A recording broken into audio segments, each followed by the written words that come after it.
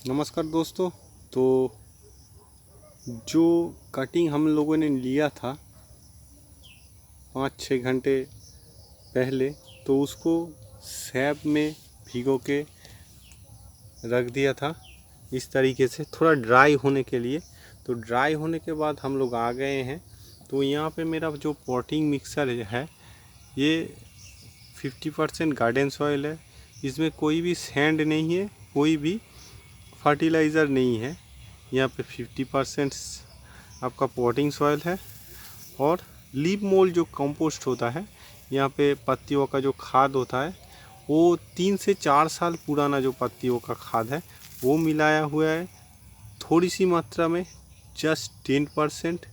और जो 60% हम लोगों का हो गया और जो 40% हम लोगों के बचा हुआ है उसमें हम मिलाए हैं राइस हस्क। राइस हस्क का मतलब है धान का जो भूसी होता है, धान का जो छिलका होता है, उसको थोड़ा स्टेरिलाइज करके वो हम लिया है 20% और लिया है 20% राइस हस्क बर्न।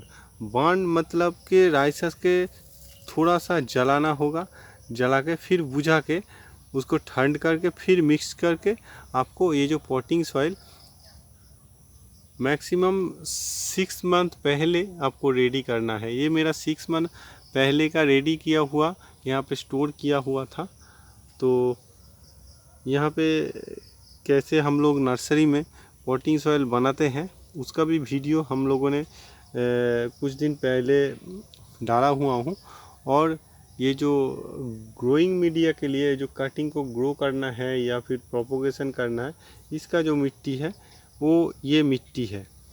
तो अभी हम लोग एक जो ग्रो बैग है, कॉमर्शियली हम लोग प्लास्टिक जो ग्रो बैग है उसमें पहले 2 महीने रखते हैं, फिर जो बड़ा वाला ग्रो बैग है उसमें हम डालते हैं दूसरा पॉटिंग सॉइल के साथ। तो दूसरा पॉटिंग सॉइल में आपको दिखाएंगे ये जो मिट्टी है उसके उस तरफ है दूसरा पॉटिंग सॉइल, और इसका जो 50% इस तरफ है ये सिर्फ कटिंग ग्रो करने के लिए है।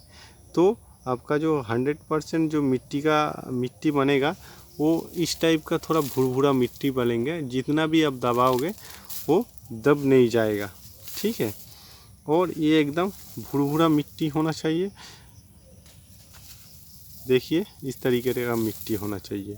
और ये 3 महीने पहले किया हुआ है या फिर 6 महीने बाद का जो अगर होगा तो यहाँ पे जो मिट्टी का कलर ऐसा आ जाएगा। तो यहाँ पे हम लोग जो कटिंग ग्रो कर सकते हैं। तो कैसे ग्रो करना है अभी उसके बारे में हम लोग डिटेल्स में देखेंगे।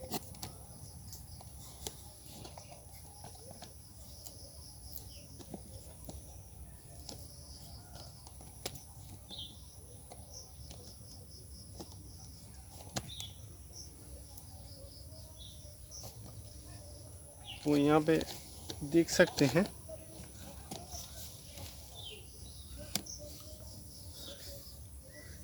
हम एक ग्रो बैग लेते हैं इस टाइप का,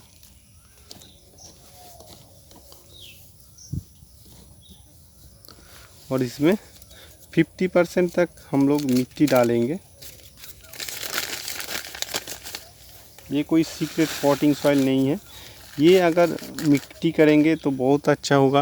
अगर आपके पास इस टाइप का मिट्टी नहीं है तो आप लोग नॉर्मल जो रिवर सैंड है जिसको हम कंस्ट्रक्शन में यूज़ करते हैं उसको धो के साफ करके भी कर सकते हैं, या फिर कोकोपीट में भी कर सकते हैं। कोकोपीट में आप 3 से 4 महीने के ज़्यादा मत रखिएगा, तो 3 से 4 महीने से ज़्यादा हो जाएगा तो फंगस लगने का डर रहेगा, क्योंकि आगे ही मॉनसून सीजन आने वाला है।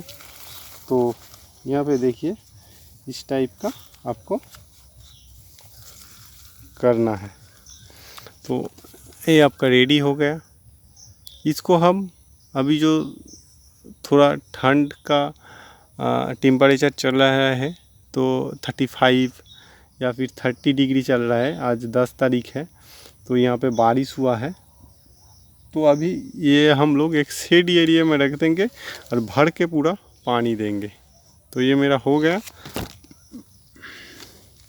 और एक आपको दिखाएंगे ग्रीन वैरायटी का।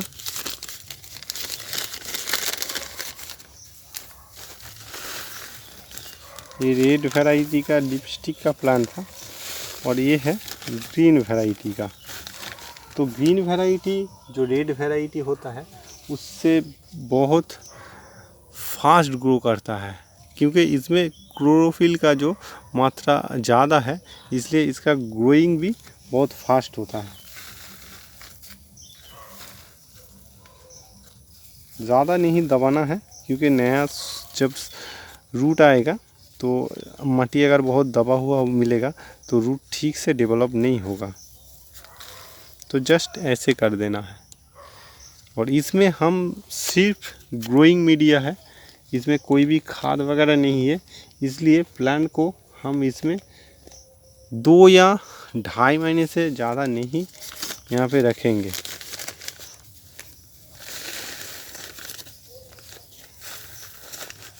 तो और एक ग्रीन वैरायटी है, देखिए यहाँ पे फंगीसाइड जो मैंने सैप यूज़ करता हूँ, तो आप ट्राइकोडर्मा या फिर कोई भी कंटक या सिस्टेमिक फंगीसाइड यूज़ कर सकते हैं। ये एक ग्रीन वैरायटी का है। तो इसका रूट डेवलपमेंट 30 डेज़ में आ जाता है, जबकि रेड वैरायटी में जो सब प्लांट है उसका थोड़ा लेट में आता है। और मेरे यहाँ पे तो सक्सेस रेट बहुत ही अच्छा है, बट सब जगह पे जैसे कि आप दिल्ली, मुंबई, यहाँ पे थोड़ा टेम्परेचर ज़्यादा है, इसलिए यहाँ पे जर्मिनेशन रेट उतना अच्छा नहीं आता है। जबकि बंगाल के हमारा जो मुचिसा एरिया है, यहाँ पे कोई भी सीड हो, वो पाम का हो या फिर कोई भी सीड हो या फिर कोई भी कटिंग हो, बहुत अच्छे से ग्रो हो जाता है। यहाँ पे जो मुचिसा आप लोगों ने जो ऑल ओवर इंडिया में सप्लाई होता है मुचिसा से, तो यहाँ पे बहुत तरीके से बहुत वैरायटी का प्लांट आपको मिल जाएगा। और यहाँ पे एक पूरा एरिया है, एक ज़िला बोल सकते हैं, जहाँ पे इंडोर आउटडोर फल या फिर कोई भी ऑर्नामेंटल प्लांट आपको यहाँ पे बहुत आसानी से मिल जाता है, बहुत ही चीप रेट में मिल जाता है। जबकि वही प्लांट यहाँ से दिल्ली में या मुंबई में जाके बहुत कॉस्टली हो जाता है, क्योंकि यहाँ पे जो जर्मिनेशन के खर्चा आता है बहुत कम आता है और बहुत नॉर्मली ये यहाँ पे ग्रो हो जाता है। जैसे कि पाम वगैरह दिल्ली में बहुत हाई टेम्परेचर होने के कारण वहाँ पे उतना अच्छा नहीं ग्रो होता, बट यहाँ पे बहुत अच्छा ग्रो होता है। ये एक वैरायटी नैरो लीव्स का, छोटा छोटा पत्तियाँ होता है और ये भी बहुत अच्छा दिखने में लगता है। ये बहुत ही बूसी होता है ये प्लांट, और ये अगर ऑफिस या फिर बैल्कनी में आप रखते हैं तो बैल्कनी का शोभा बहुत ही बढ़ा देता है।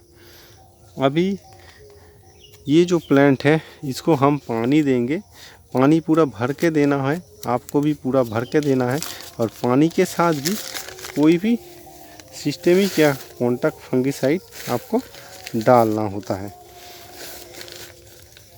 अगर कोई भी यहाँ पे अगर फंगीसाइड डालेंगे तो इसके जो पत्तियाँ वगैरह हैं उसमें फंगस भी नहीं लगेगा, यहाँ पे जो नया रूट आएगा उसमें भी फंगस लगने का बहुत ही चांसेस कम होता है।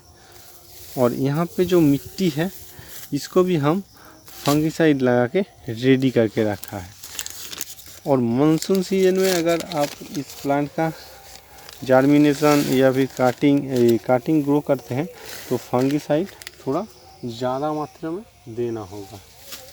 तो यहाँ पे देखिए ये एक लिपस्टिक का आ गया। लिपस्टिक यहाँ पे हम लोग बहुत कम मार्जिन रख के ही सेल करते हैं, तो हम लोग ज़्यादातर बल्क में सेल करते हैं। तो ऑनलाइन फैसिलिटी अभी हम लोगों ने चालू नहीं किया।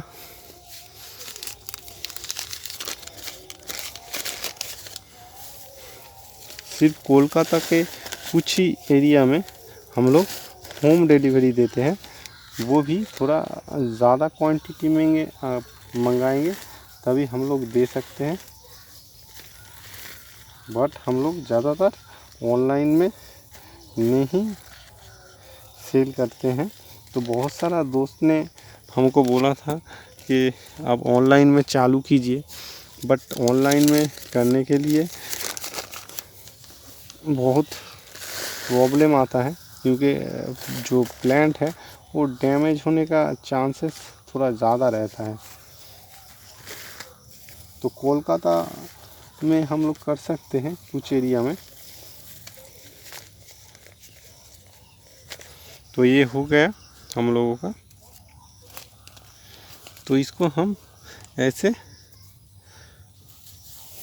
रिपोर्ट करते हैं।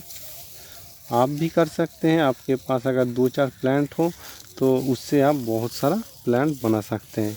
ये जो लीफ मोल्ड मिटाया हुआ हूँ तो इससे क्या होगा कि जो बेसिक जो प्राइमरी इसका न्यूट्रिशन चाहिए, जैसे नया नया रूट आया है तो तब उसको ये खाना प्रोवाइड करेगा।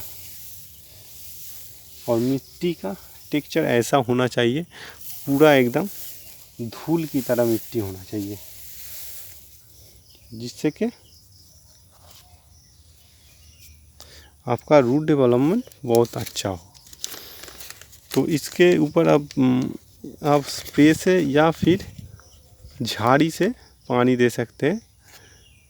और इसको कोई भी शेडी एरिया में रखना है जहाँ पे डायरेक्ट सनलाइट नहीं आता हो। तो आज के लिए यहाँ पे ख़त्म करता हूँ। नमस्कार।